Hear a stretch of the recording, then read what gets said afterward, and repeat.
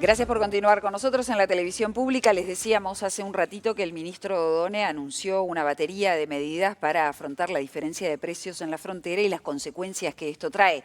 Ahora vamos a hablar con los empresarios de Sí, frontera. exactamente. Fue en Artigas esto y vamos a contactarnos con Alfredo Freitas, que es el presidente de la Confederación Empresarial del Uruguay, que obviamente estaba siguiendo atentamente estas medidas que anunció el ministro Odone: eliminación de IVA, extensión de subsidio en el arrendamiento de terminales POS, exoneración de tributos, disminución de aportes patronales e IMESI fueron algunos de los anuncios de Odone. Freitas, buen día, ¿cómo anda?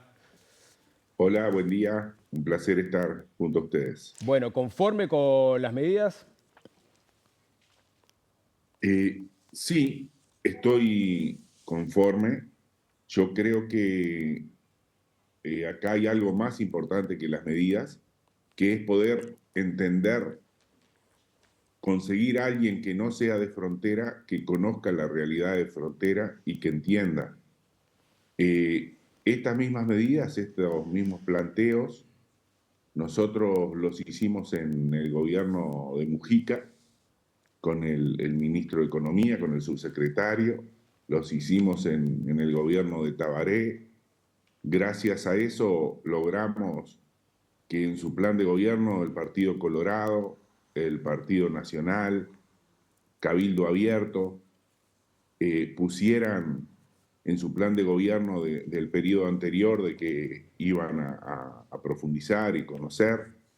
No se hicieron y obviamente muchos de los diputados y senadores fueron visitados por los centros comerciales y se les explicó.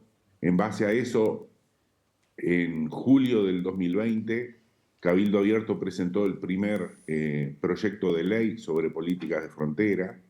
Después presentó Botana, después lo presentó el Partido Colorado, después lo presentó el Frente Amplio y bueno, no salió nada. El ministro Odone había venido, había recorrido frontera, había conocido antes de ser ministro, obviamente, cuando él trabajaba en CPA Ferrer.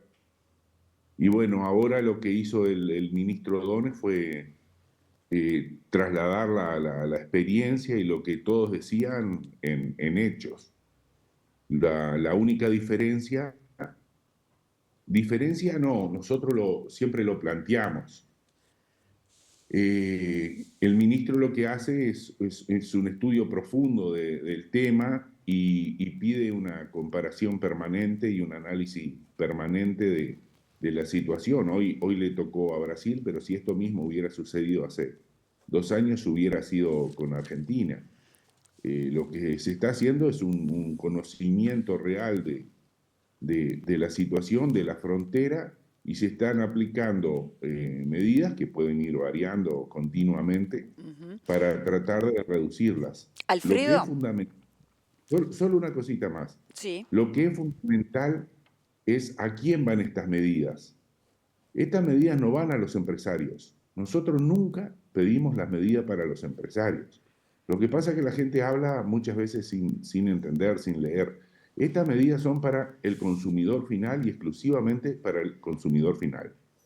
Sí, ahora sí, disculpa que No, la Alfredo, cháchara, ¿qué pero... tal? Gabriela. Te pregunto esto, ustedes hace pocas horas que se enteran de cuáles son las medidas concretas, más allá de que podrían tener cierta intuición hacia dónde iban, ¿no?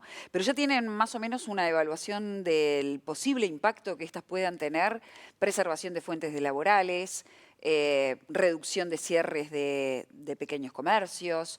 ¿Ustedes pueden verlo esto a corto y mediano plazo o Mira, todavía no? nosotros nos enteramos las medidas ayer cuando el ministro las comunicó a los medios de prensa. Estábamos sentados con el ministro, pero él nos pidió que se haga a la misma vez en todos lados la comunicación de las medidas.